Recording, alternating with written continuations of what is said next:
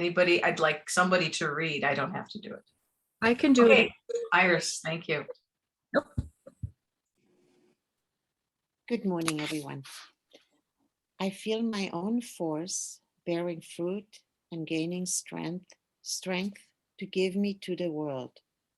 My inmost being, I feel charged with power to turn with clearer insight toward the weaving of life's destiny.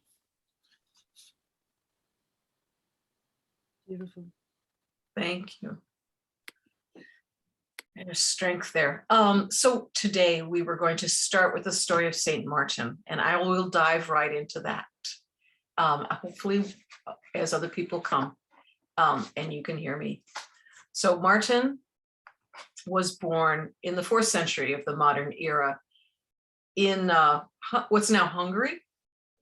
He lived as a young man with his Roman father, who was a cavalry officer, in what is now Pavia in Italy. And because his father was a cavalry officer, he was obliged to also join as a young man into the Roman cavalry, which he entered at 13. This is not an unusual age to enter the cavalry. I actually have somebody in my family who went into the cavalry at that age with his father. Of course, this is 20th century, but horseback riding and all of that is, and the skill of the soldier those were things for young men. So as a bold young man, he served in the Roman army. But at the age of 10, he'd been very interested in Christianity, which was making its way inroads into those areas of Europe. And he became a catechumen unknown to his father. And but there's no mention in this story of his mother. So I don't know what his early influences were to become the catechumen, but we know that he goes into the army and serves well in the cavalry, and he finds himself serving in Ames, which is north of modern day Paris. It's a cold winter, and he himself has actually already shared many of his clothes, his underclothes and garments, with the young beggars, children who were orphaned in the various wars. And he has already given away a lot of what otherwise was his army issue clothing. And he himself has only his cape and his horse and his sword. He's entering the city, the modern day city of Ames. He's entering the old city gates, and he sees right away a young naked man, a beggar, and other people are around, but nobody is helping this poor, freezing cold young man. And he's moved to stop and take his army sword and cut his own cloak in half to share it, and gives his cloak to the beggar. We have that lovely round, I don't know if you know it, and I'll put it on the Padlet later, but that medieval round that goes like this. Pardon me if it blinks in your audio, but it goes, Martinmas is here, good people, let us all rejoice. Let us sing of Martin with a gleeful voice. He took his sword and cut into his only cloak. He gave it to the beggar on the wintry road. And if you sing it the way, with joy, you make yourself into sort of a happy monk, because Martin feels the strength of this gesture, and he's filled with joy, even though he himself is half freezing too. But he that night has a dream, and in the dream, the Christ appears to him in the other half of the cloak that he gave away. And he realizes that he has done the right thing, that clothing the poor and sharing is the best way for him. And within years, he quits the cavalry and becomes a monastic and forms very small monastic community, which eventually grows into what is one of the oldest monasteries in Europe. He becomes a disciple rather of Hilary of Poitiers, and he lives in monastic retreat as much as possible. We know this because his companion in his old age, a man named Severus, writes his history for us, and that's available to us. And Severus describes many donations to the poor. He continued attending to the poor his entire monastic life. Even as a recluse, he would go out, and he's known for caring for his, not only his monks, but the flock around the monastery. The monastery he establishes becomes the monastery of Ligugé, the oldest and largest monastery in Europe at this point. And his cloak, what becomes of his cloak? Well, his cloak is carried into battle by the Franks, the kings of the kingdom that comes right after the Romans. And the priest who carries the cloak into battle as a talisman for the Franken kings is known as a capellanu, from the word cape, yeah, the capellanu. And from that word we get the word for capellani, or all military priests, whom we now know in English as chaplains. Yeah, a little bit of linguistic heritage there. And the chaplains would establish these little tiny churches for the cloak to be housed in during these expeditions that it was taken out onto. And these little tiny churches we now know as capellini, or chapels. Chapels, from the word cloak in Latin. Now, he was not going out into battle. Martin was staying in his retreat as much as possible.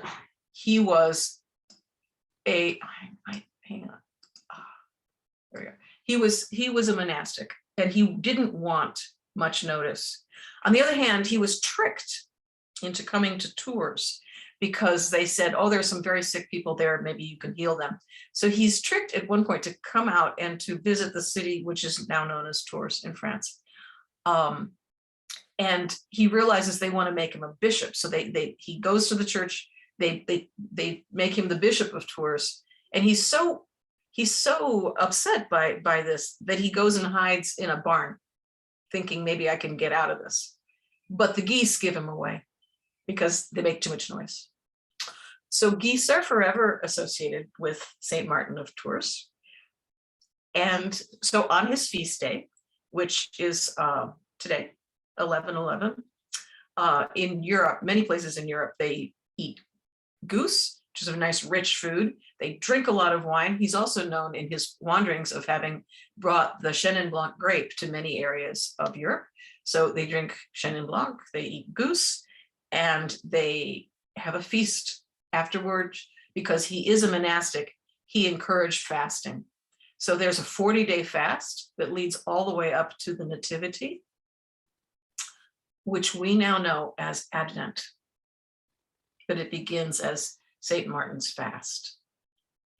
And it is on this day that the Germans usually have a big festival, kind of like Fasching, before Great Lent in the spring. And in this festival day was chosen for the armistice of 1918. And Hazel will go further into this later. But it's interesting, I thought, to just leave with the notion that armistice doesn't mean the end. It means a cessation, a stopping while other negotiation goes on to bring the final end. So it's not the end. It's a halfway. It's a stopping. And I'm going to do a quick turn from there, from this history and this biography, to bringing back what we were looking at when we were looking at our trees.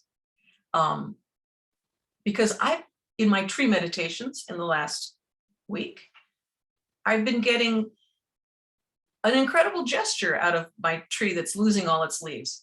And I'm thinking, I love the bright yellow and how beautiful it is. And there's ginkgo trees on my street. And when their leaves fall on a cold night, all the leaves are down underneath the tree in one fell swoop. And it's like the earth is cloaked with a golden layer of leaves. It's a beautiful sight. And my heart just goes, I'm so astral, I go wild with all this color. And then the next day I tend to feel like, the earth has been made majestic by this gift of the tree, of the leaves. And I realized that the tree is not losing its leaves, it's giving them away, because that's enriching the earth. It is a compost to the earth.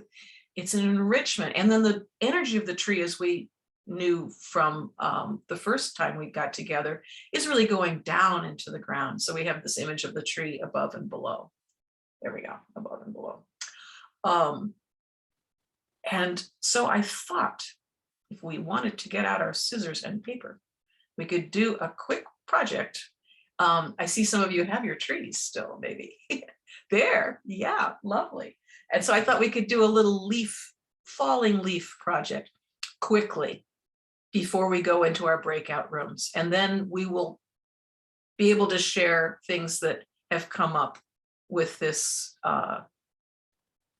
gesture of not losing, but giving away. So take a piece of paper if you need to go get one, and your scissors. I'll wait a little bit. I'll do this several times so that the people who have to go and struggle with this can go get your paper. And those of you who are ready to go, we're going to fold it again in half and in half again. So doesn't matter which way you fold it first. Just in half and in half again.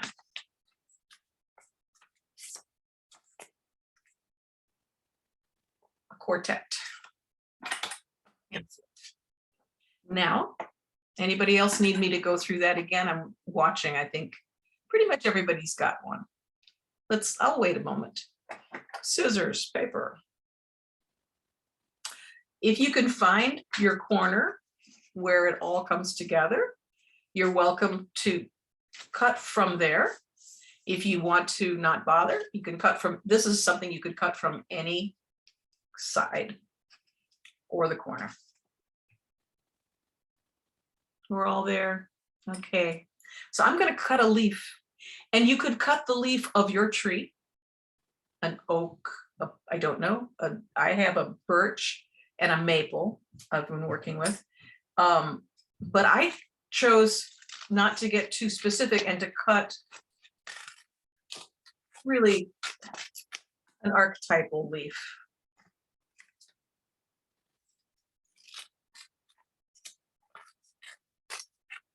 Real simple.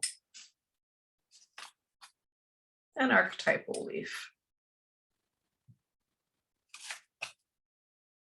We know from our tree biology that the sap comes through and the forces of the tree's growth spread out and create a spreading leaf. And then there is a sharpening force that comes down. Now, some trees' leaves have that sharpening force making little, you don't have to do this, but I'm going to do it on half of my leaf, I guess.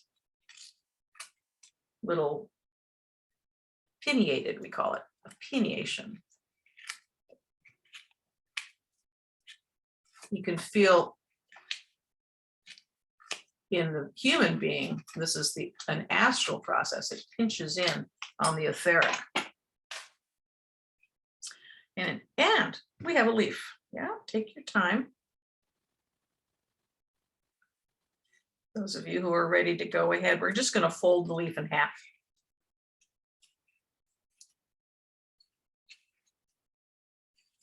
Top to bottom.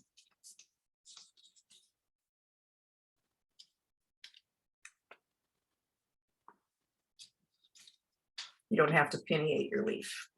Yeah, so fold it in half. So this way we can get into the middle, the spine, so to speak. And we can just take a teeny slice out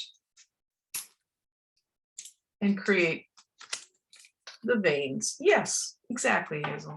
Yes. The beginning of the veins. Yeah.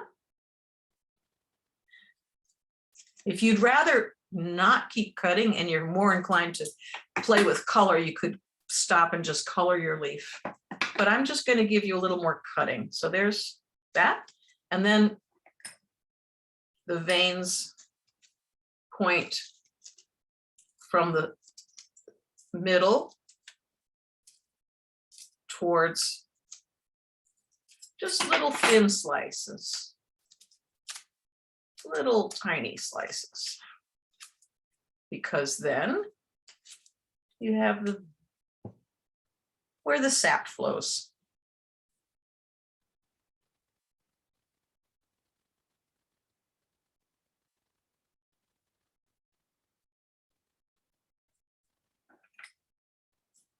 There you go. Yeah.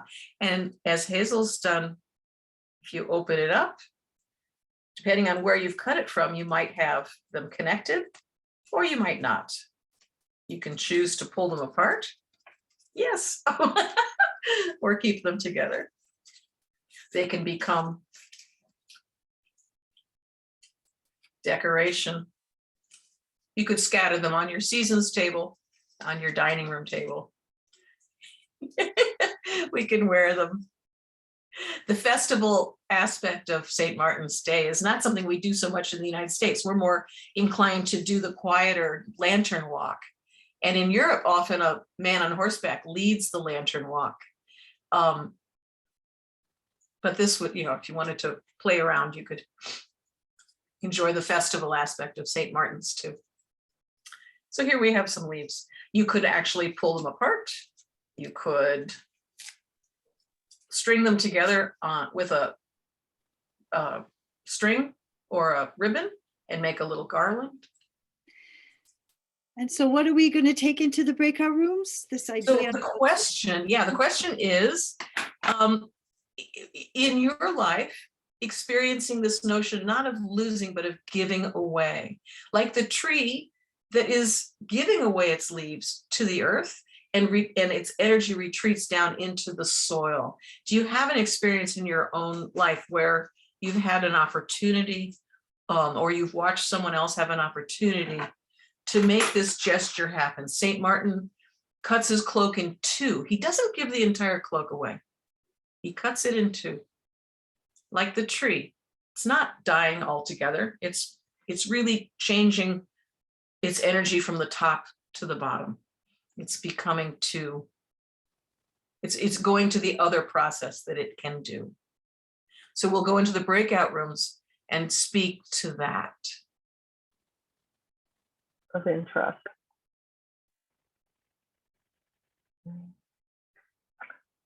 So you found that the gesture of giving and receiving Is the same, and when you actually see the results of your gift,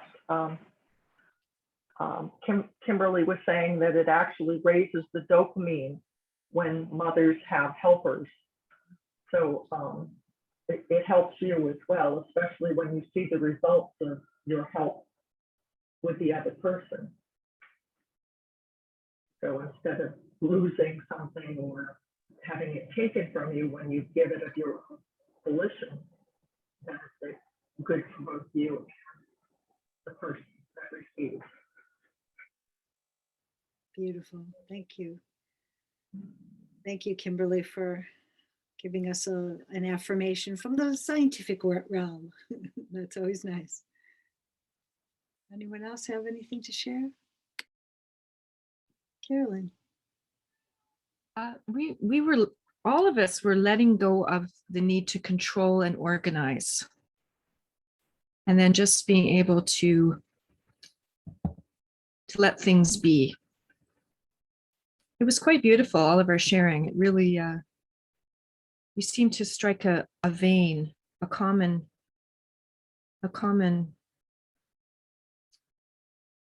theme or vein or stream somehow.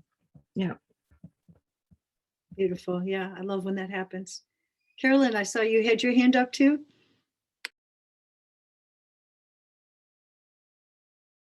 Go ahead and unmute. Go ahead and unmute, Carolyn.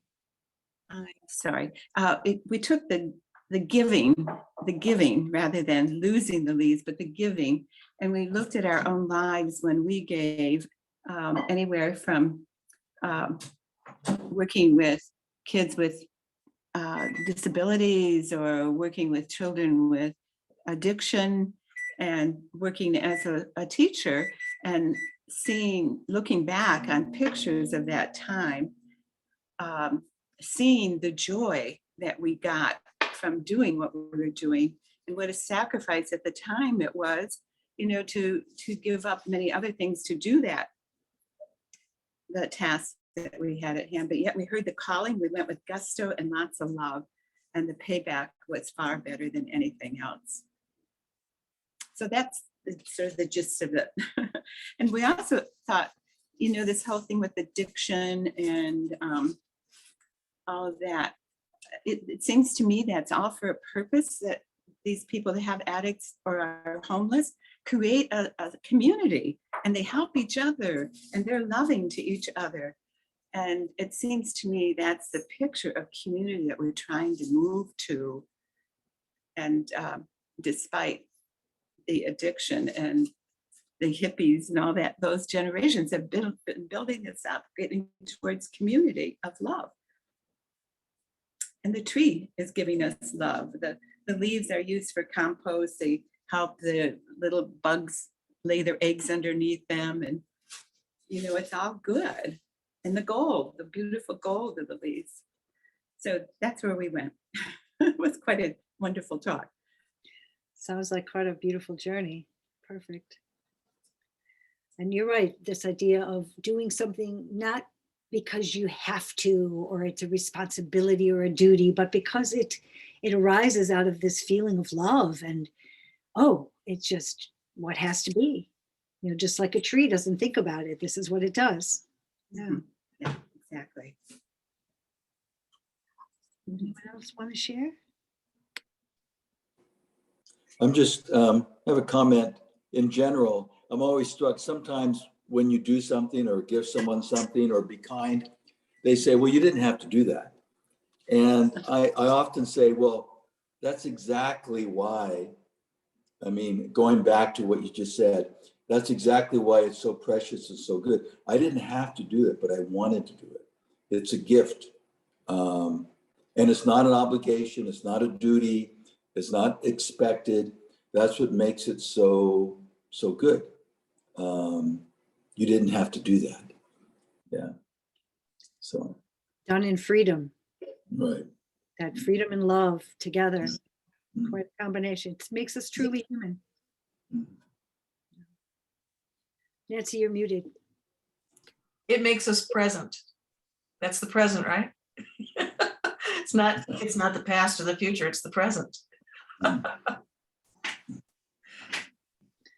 gift to us all. Hazel, it reminds me of a story that I don't know the whole story, but I just know the end of it. It was like three brothers God was going to grant them their wish. And the youngest one's wish was, I hope that I can go around and doing good, but not get to see the results. And God said, I like that so well, I'm going to give it to everyone. Because we don't always see, we just do it out of, like you say, love and freedom, and don't really see the strands. And if we're only doing it so we can find the strands, then it's not a true gift, is it? Yeah. Selfless. Wow. That's a hard one. Anyone else have any thoughts? Such a beautiful imagination, Nancy. I love how you wove it all together with his beautiful story, and yeah, to hear that history. I'm a history buff. Love that stuff. Yeah, I love that the chapel, the little church, comes from holding that cloak Yeah. as it passed among the people. it wasn't held in the monastery. It was taken around and with people right at the edge of their experience of, battle may not be what we want to experience, but to bring that cloak into that situation is truly a gift of to be able to experience that. Yeah, there was more to that story than the Goya image that we see here, that of just it resonates beautifully. Yeah. And then Hazel, you have things to say about this day too.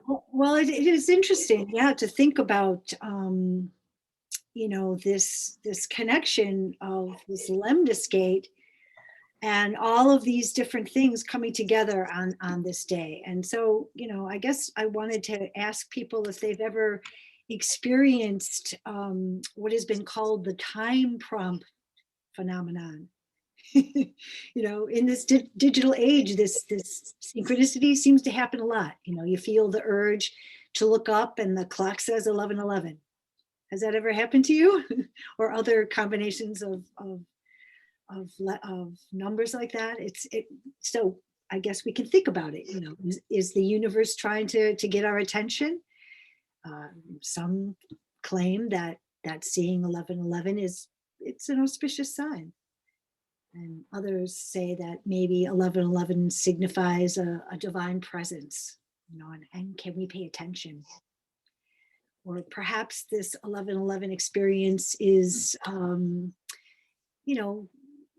a synchronicity that occurs when we are, able to become more conscious of the connection between the physical world outside and the spiritual world within, and how they interpenetrate.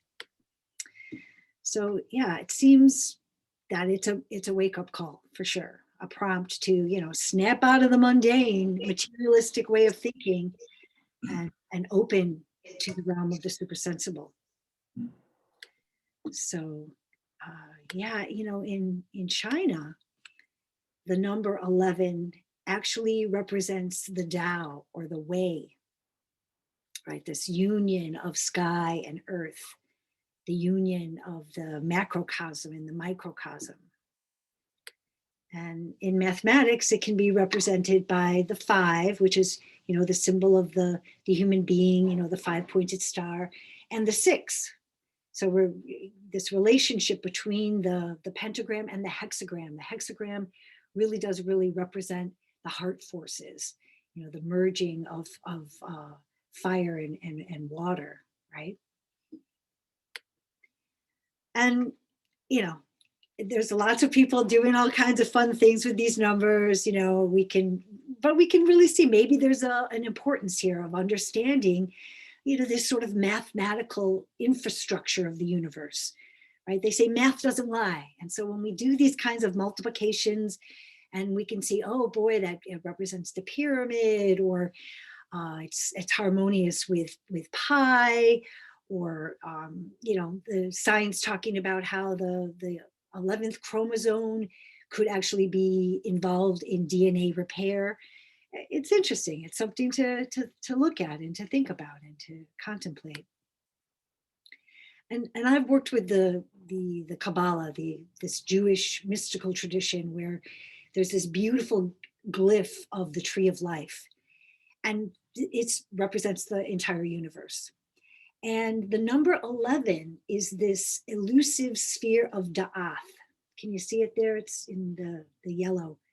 And Da'ath means knowledge gained from crossing the abyss. So it's located between what they call the supernal triangle. So that's this, into the spiritual world, and then the spheres of influence that work with the manifested world. So it's kind of this in-between places. And it's represented in this imagination of the camel crossing the desert. So it can be compared to a dark night of the soul as well. And, this state of mind is essential to the great work. And this mysterious sphere takes us into contact with, it's this idea of the abyss, right? So we can think about the guardian of the threshold. and our angel or our higher self, which can help us, like the camel, conduct us across the desert. So yeah, again, this numerology, the Kabbalists call it gematria, actually. And so each letter of the Hebrew alphabet is connected to a number, right? So then we have a word, and we break it down into the numbers of that make up the word. And this reveals secret combinations and connections that give us a deeper meaning through the various, sometimes surprising, corresponding attributes, right? So I put a few up here, which I thought were really interesting. And I'll, put this in the Padlet at the end so that you can contemplate these a little bit for yourself. I just love this kind of stuff. And of course, 11 also suggests this mystery of the human being coming face to face with the self, right? Where the one meets the one, where our I meets itself as a reflection in the world. And I have this little quote there from Rudolf Steiner from the third tablet, where, in matter, thus I find the world and know myself amidst the world's becoming. So again, this as above, so below connection, right? We can also see it as represented, this idea of a dyad, right? A number that's repeated, dividing into two. And that gives us this secret of womanhood, right? The mother and the child.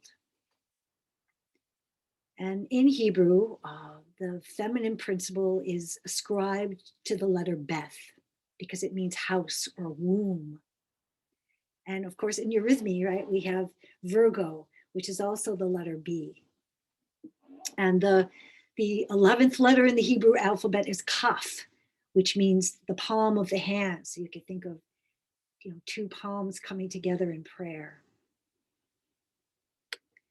So yeah, if we wanted to get into the numerology, we can think of number 10 as this number of completion, and 11 considered the master number, which duplicates itself, right? And represents inspiration, illumination, spiritual enlightenment.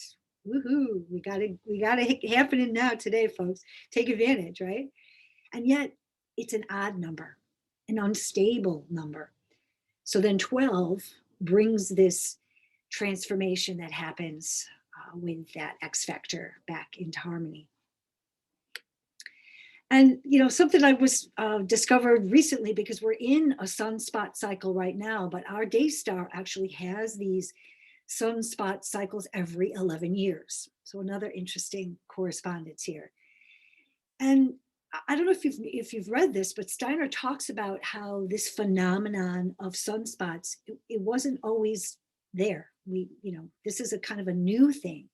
It's actually a physical reality of the materialism on Earth, which shows itself as a decay on the sun.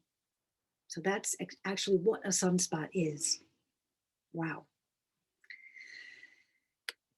So yeah, just kind of taking it, spreading it out a little bit, expanding it out, this idea of at the 11th hour in the life of Christ on earth, Judas, one of the 12 chosen disciples, betrays him. Right? We know that story. Judas, how he ends up killing himself over having this hard destiny, which then leaves 11. It's only 11 who pass through the rites of the mystery of Golgotha. And these 11, they stay together, forming a dedicated, conscious community, prefiguring of the consciousness soul age in which we're living in now. And then, of course, 50 days after the resurrection, the 11 together in the upper room receive the descent of the Holy Spirit, the grace of the dove, right? The flaming tongues coming as promised on these rushing winds of Pentecost. The winds are rushing pretty crazy today in Chicago. But this Sophia, right, coming in to baptize with fire. And so then the 11 become empowered with their individual missions And then they can do as Jesus did. He chose them, right, the fishers of men, and now they are able to, out of their own forces, choose somebody else, another, to complete the circle and make it 12 again out of their own forces, right, to make it that perfect zodiac. So, yeah, not many people talk about Saint Matthias, right, the one who came in, the replacement for Judas. It's interesting. So yeah, just a little background leading us to this day, 11/11, and Martinmas, and like Martin Luther King Jr., this Saint Martin really recognized that he had the capacity to bring healing out of his own resources, right, by sharing his cloak. And I was thinking about that today, like, what does that really represent? And I was thinking about how the cloak could really represent, like our etheric body, right? So he's sharing his etheric forces, these things, which is where our healing comes from, with the shivering beggar. And who is this beggar but us, right? Humanity, right? We need this. We need those forces, those healing forces. So yeah, just a bunch of stuff I was thinking about, and how that when we celebrate this feast day, it's really, yeah, it's a reminder that each of us has a connection in the etheric world. That's where we're actually meeting right now, in the etheric realm of Zoom. And it's also where the Christ is calling to be recognized. And that each of us, we have a little piece of Saint Martin in us. We have this divine spark that we have to, ferry out, give out into the world as a gift to others.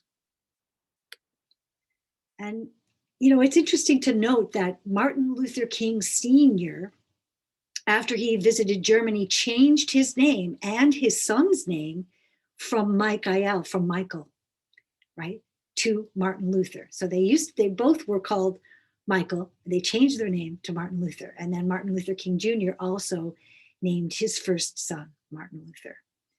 So you could feel this powerful sword and shield of Michael under the wings of these powerful human beings. And yes, it's 11/11 is also celebrated as Veterans Day.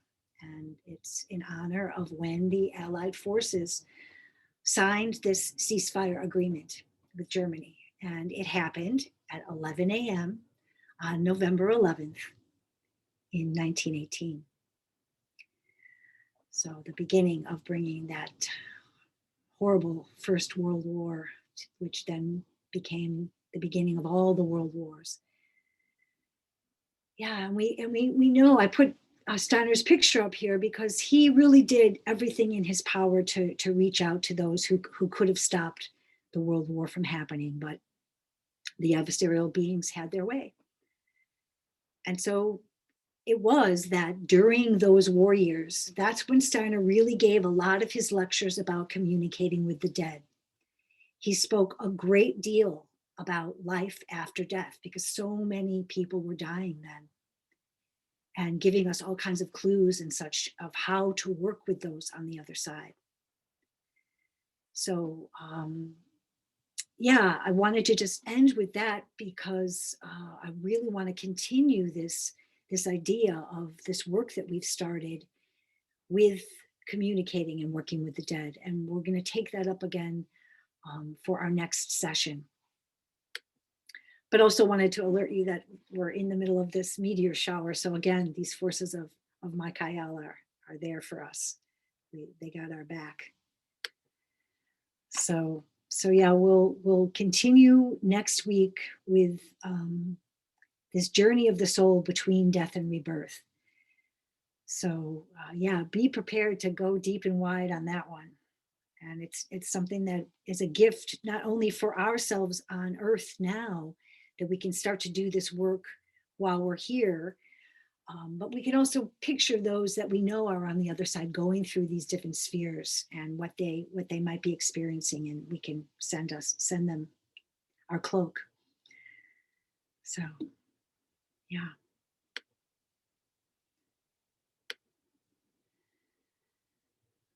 So a few of the many thoughts for today on 11:11. Does anybody have any closing words for us before we end? We like to end a little early on this session here on Thursdays.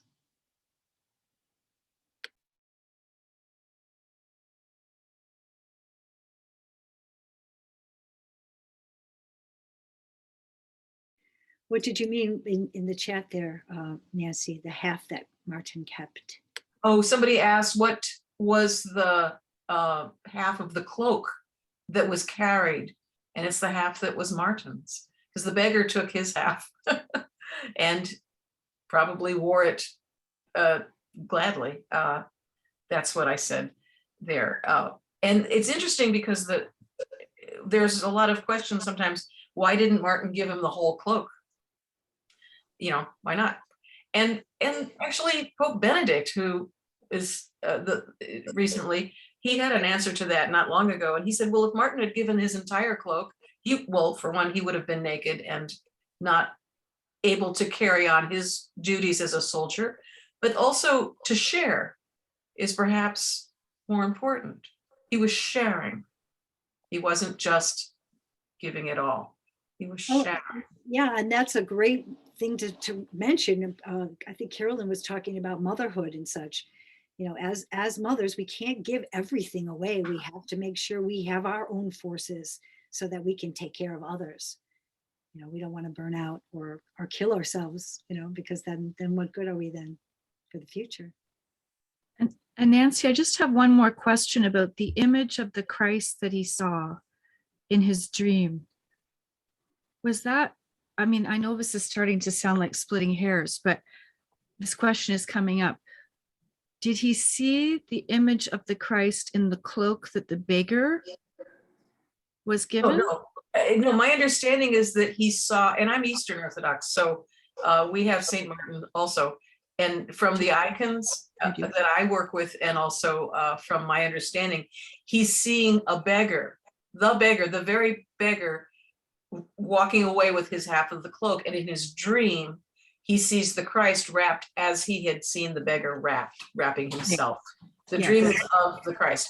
And later he feels that, like out of the quote from Matthew, I'm not good on numbers, but you know, as you do unto anyone else, you do also unto me. Yes. Yeah, unto the least of these. Yeah, that's right. So yeah, that's very good. Thank you. It really clarifies it. I really find this amazing, this story. I mean, I've heard it before, but you told it differently, and I really appreciate how you told it. So thank you. Thank you. I told it for adults, you know, and for children, you soft pedal some things and bring out other things, and you are descriptive. And but I thought, we're adults. Let's get into some of the words, you know, the linguistics. Just the notion that the little place that the cloak is held is a chapel now, and the people who carried the cloak are now called chaplains. All military priests are chaplains. I just love that where we have these words that we use all the time, but they come back to Saint Martin of all people. And that we can find the Christ in everyone, right? In the beggar on the street. Yeah. Beautiful. All right, my dear friends, continue your homework, work with your tree, and hope we can talk a little bit more next time about maybe you've been reading to the dead and what that might have brought up for you, if any images are coming through. And we'll continue our work next week. Blessings, friends. Thank you so much. You can hold up your leaves if you like before you go.